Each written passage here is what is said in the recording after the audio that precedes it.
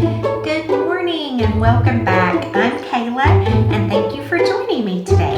In this video, I wanted to give you some tips for making good luxury purchases or designer purchases. And that could be in a retail store.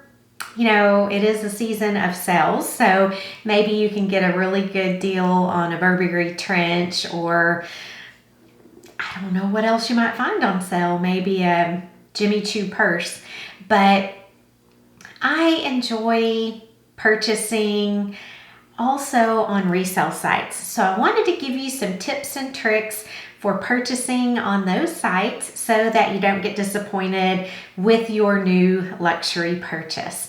So I have long enjoyed vintage items, but I've also enjoyed getting the best bargain that I can ever get. Sometimes that is buying retail, like through the manufacturer or through one of their vendors, but sometimes that is buying secondhand on sites such as Fashion File or The Real, or possibly Tradesy, ThredUp, Poshmark, Mercari, or even eBay. So there's really lots of options out there if you are interested in something that isn't current season, or if you're interested even in something that is current season but you don't like the price tag that you find at the manufacturer or one of their retailers. So let me walk you through some of the things I'm looking for and things I consider before I make a purchase. First of all, it is so easy for us to find a good deal out there. So you want to make sure that when you are making these purchases, just like any other purchase, you want to find things that work in your wardrobe and will work for you. So I like to keep in mind what I need in my wardrobe and what brands I am looking for at the moment. Sometimes, like right now, there are so many beautiful cotton and linen dresses that are that boho prairie look, and I am not going to pay $500 for one of those dresses just because there's not much there. So I take note of the brand, and then when I go on a resale site, I will look for those brands in my size. So that is one way to do it. The other thing is, like, maybe I just get like a Louis Vuitton. I have a Pochette Matisse that I absolutely adore, and I did buy it on one of the resale sites. It was in pristine condition. So let me tell you about some of the things I looked at and thought about before I went shopping for that bag. So first of all, I went to the Louis Vuitton site, and the reason I did that was you can find out so many good tidbits there, such as what sizes does it come in. I had seen this bag on a girl in Ireland, and I knew I loved the bag. I kept thinking about the bag. It had been a while and I still was interested in the bag. I did not know that it was like this, hot seller that everybody wanted. I just knew it was a very practical bag. So I looked to see if it came in lots of sizes or if the one I saw was the only size it came in.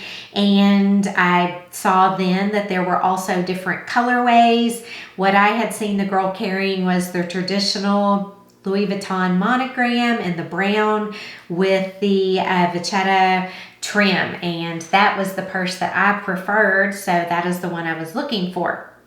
But while I was also on the Louis Vuitton site, I looked to see what the price was. And the reason you want to do that is sometimes these secondhand sellers are charging more than retail. That might be okay if it is one of those hot items that you can't purchase anywhere else.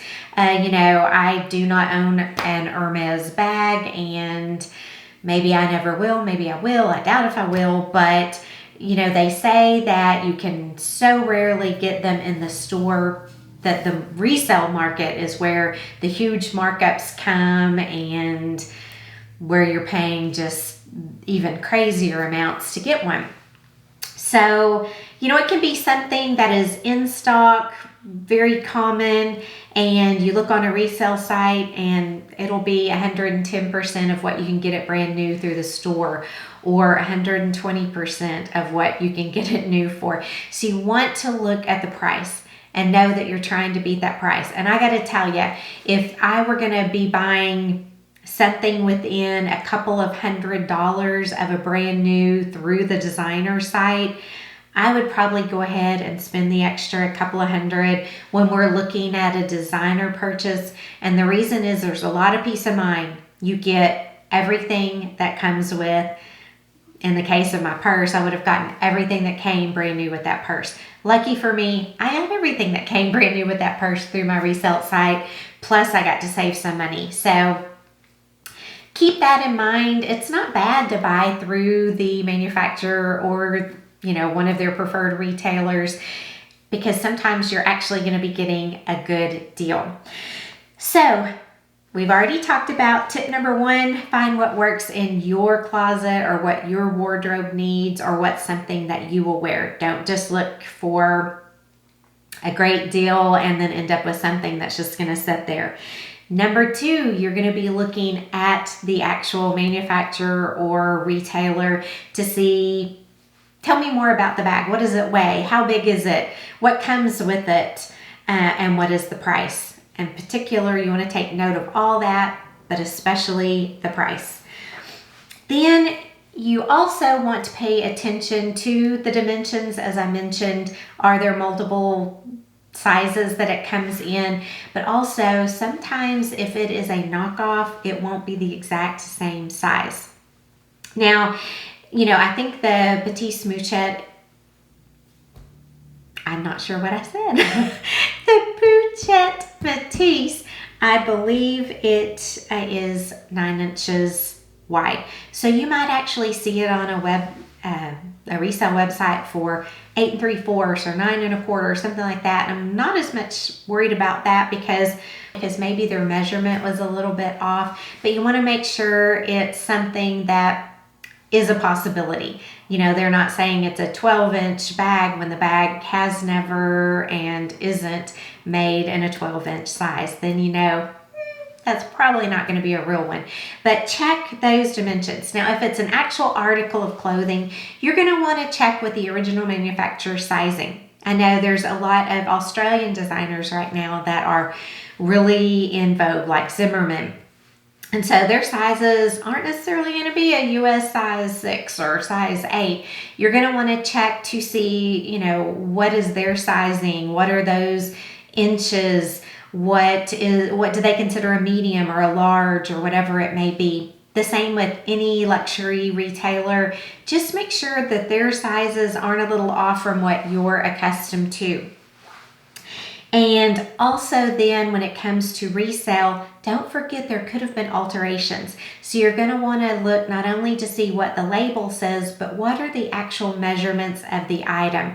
I've just spent the morning and all day yesterday altering some items so they'll better fit me.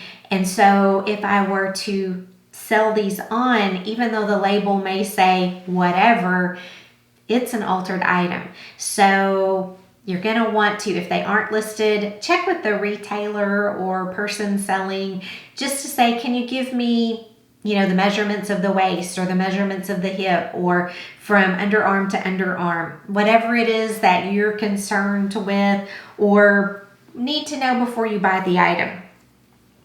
Okay, the next thing you're going to want to look at on a resale site is what is the condition of the item. A lot of times they might say new, like still has the tags, never even used or carried. And then you're going to want to see from, is everything there that was included with that original retailer? And is it still a better value? Or should I go to the original retailer and get it? Sometimes you'll see excellent, which might mean slightly used. Maybe somebody bought it and then changed their mind. Or maybe it was a gift and it really wasn't for them or didn't fit them. They've changed sizes. So check the condition. Sometimes I haven't, but I've toyed with buying something that's just like in a fair or good use condition just because you can, with a nice Louis Vuitton or some of these purses, you can send them off to be spruced up. So if it's a classic design that you like or would perfectly fit your items, it might be worth it to you to get something that is repairable. Now you want to keep in mind what is just beyond repair and what still has a life left in it. But do check the condition and don't just look for the word excellent or good or whatever it may be. Then read all the specifics of what that means to the person or company selling.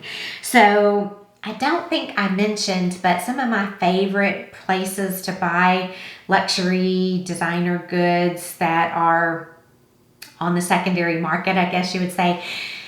My two favorites are Fashion File and The Real Real.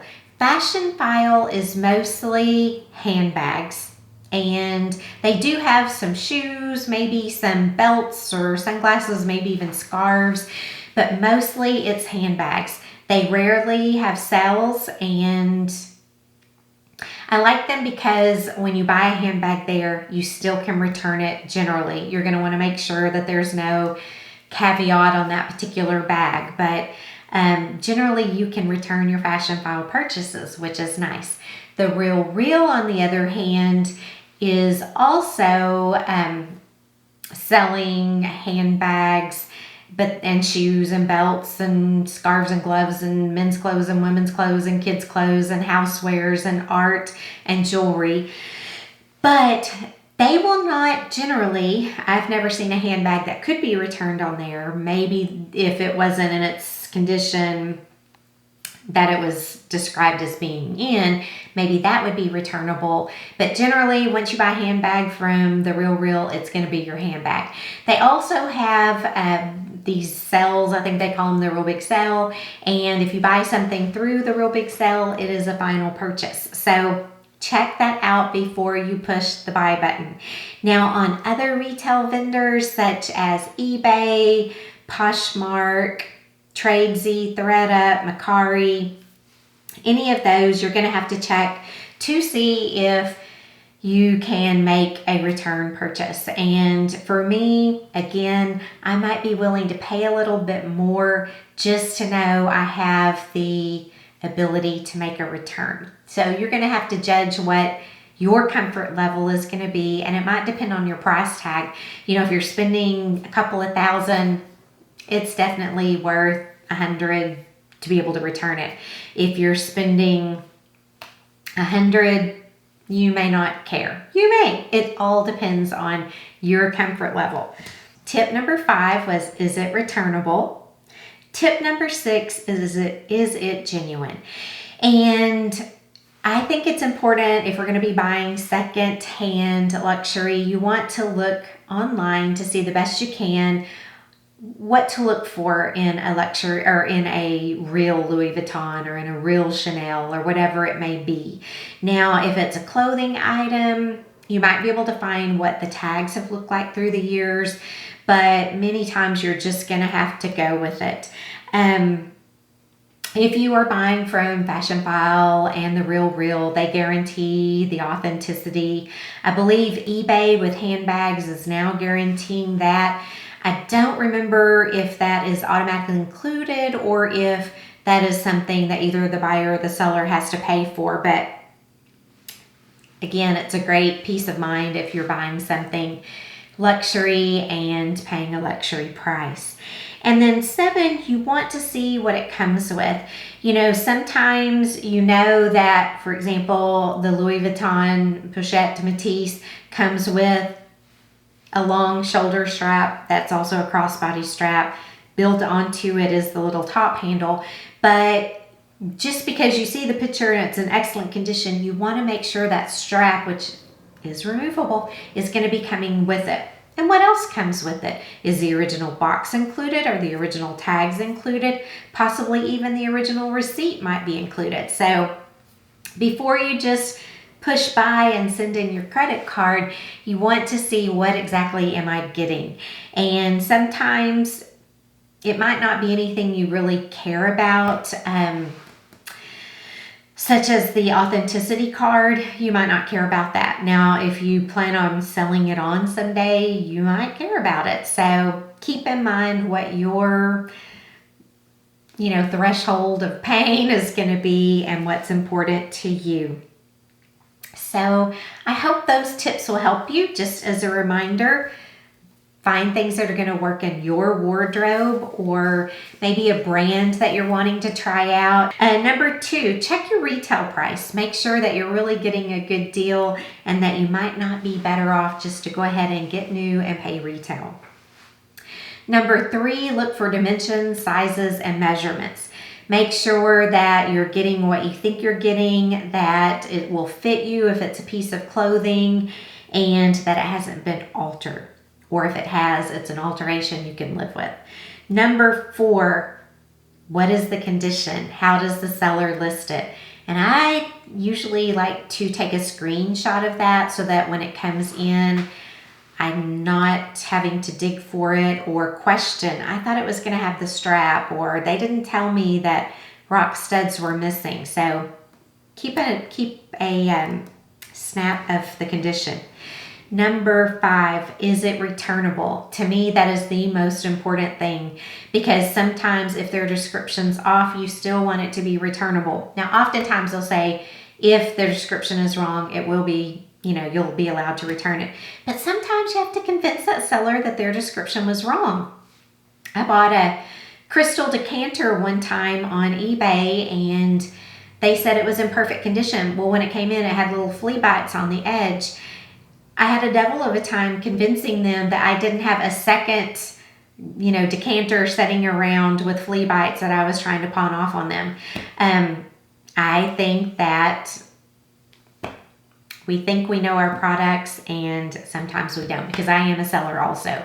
So I try to be very careful when I list a description, and very mindful if someone were to say, this isn't this isn't how you described it. And number 6, is it genuine? You want to do the best you can to either make sure before you buy it that it's genuine, or that you're buying through a site that will guarantee its authenticity. And number 7, what all is included in the purchase?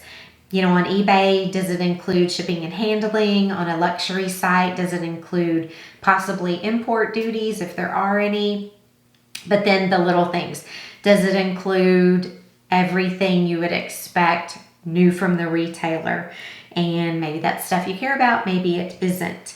So I hope those tips help you. Now that it is January, some of us might be thinking about buying items we didn't get for Christmas that we had hoped to, or maybe just checking out some sales, or it's too cold outside to be outside, so maybe we're sitting around looking online a little bit more than usual. So those are my tips for making luxury purchases online. If you have some ideas on tips to keep in mind when buying secondhand or luxury items, I wish you would list those below so that I can learn some things as well, and that we can continue this discussion.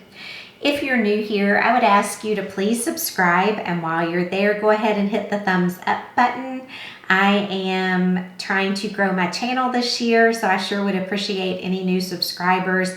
I post new videos once a week, and usually that is on Sunday. Thank you for joining me today. I will see you back next week. Bye.